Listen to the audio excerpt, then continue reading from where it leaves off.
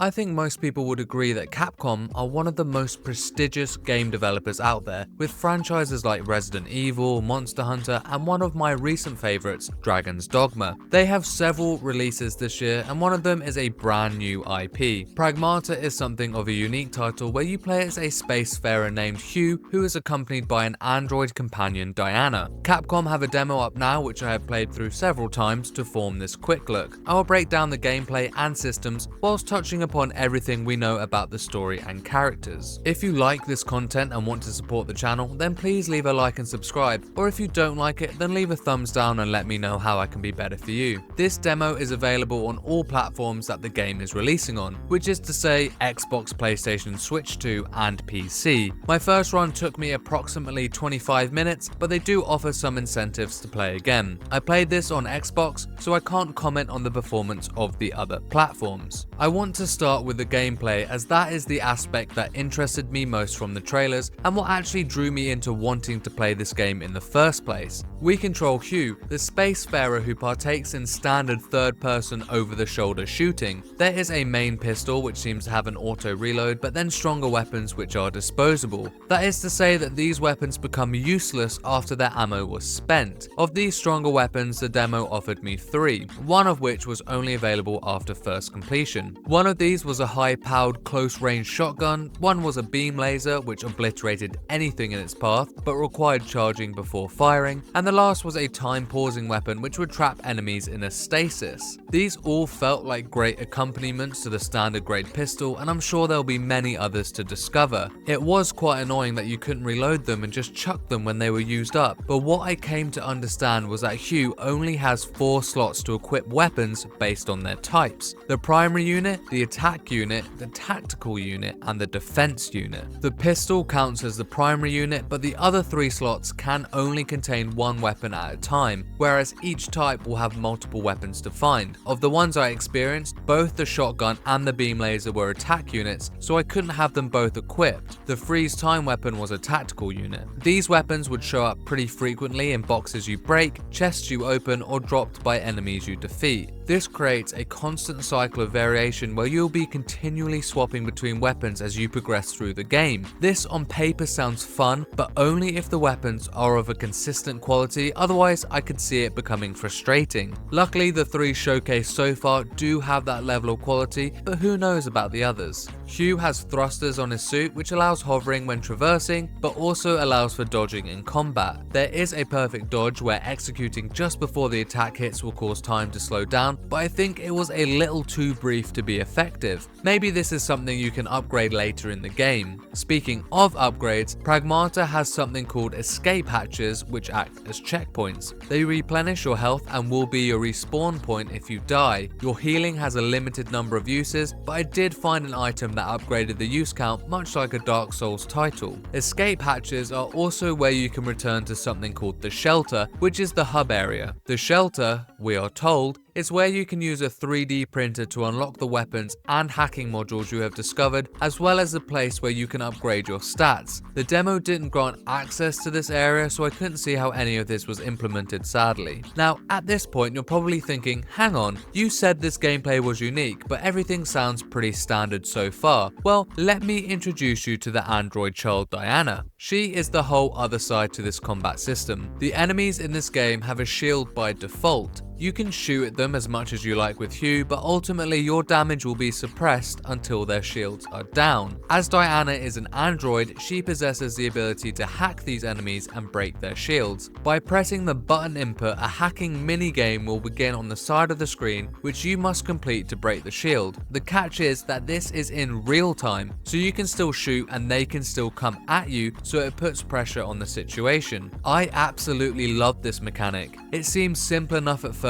but when you are being swarmed by enemies, it becomes a complex puzzle where you must balance your timing and your distance to make sure you are safe to execute the hack. The minigame itself is relatively straightforward in that you use the directional inputs on the D-pad to navigate a current through a grid and avoid obstacles. You can find special hacking nodes along the way that appear in this grid, and if passed through, will perform an additional move. The 2 I found in the demo were one that made the hack have an AoE effect and hack those in close proximity to the target, and the other was one that allowed additional damage to be dished out to the hacked target. Much like the weapons, you can only have one hacking node equipped at a time, but they seem to show up pretty frequently, at least from what I played. Diana has an additional powerful move that she performed when I was in the boss battle at the end of the demo, which was unleashed by pressing in both the analog sticks, but I didn't get the option to use it outside of this, so I wonder if it is a boss specific ultimate. The hacking itself does extend to the environment as well, and Diana will need to hack consoles to open doors and even hack the escape hatches to unlock them. This hacking aspect of the game is definitely the main draw here, and I can assure you that it feels great, especially in combat. What a fantastic and inventive idea to incorporate a pressurized puzzle into a standard third-person shooter. The story of Pragmata is only lightly touched upon in this demo, but we have gotten a lot from current trailers and Capcom's website, so I'll break down all that we know so far. This game is set in the near future, whatever that means, and in this world humanity has discovered something called lunar ore. From this ore they created lunar filament, which is a material they can use to replicate anything. In one of the early trailers we saw this being used to make things like cars and other machines. I also assume it is used to make the robots that seem in such high numbers in this facility. This filament is predominantly developed in the Lunar Research Station, which has not long gone dark. Absent of communications, the humans send a response team to investigate, one of which is our protagonist Hugh. Something happens to separate him from his team and he is awoken alone by Diana, who is a Pragmata, effectively an android created using the lunar filament. If I were to take a stab at the story here, I assume the filament was used to recreate someone's lost daughter, and that's what we're seeing with Diana. I could be far off, but hey, why not have a good old stab in the dark?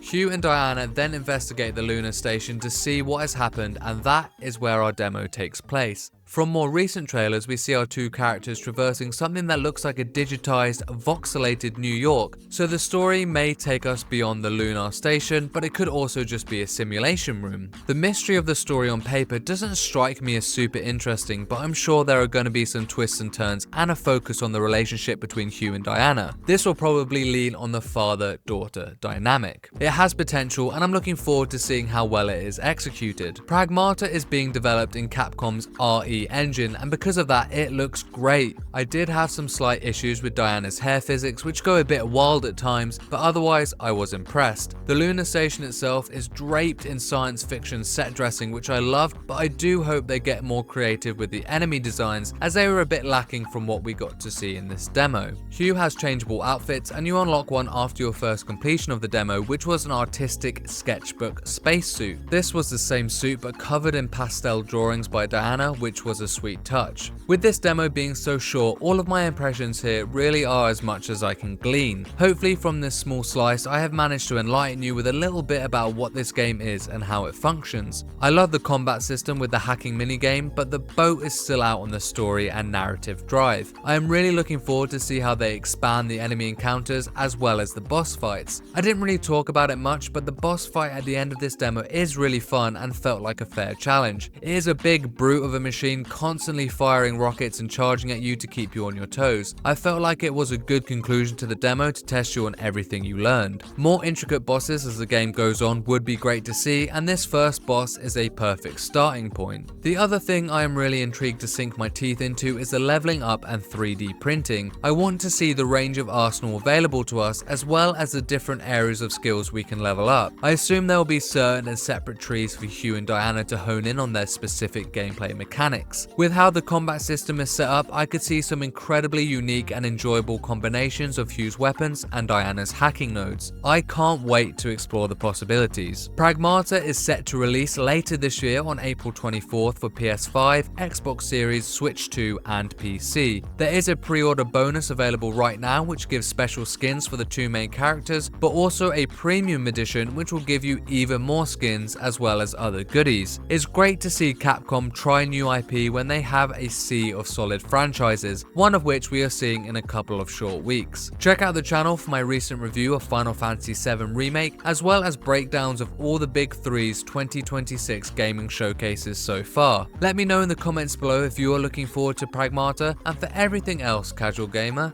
keep it here. Peace and love.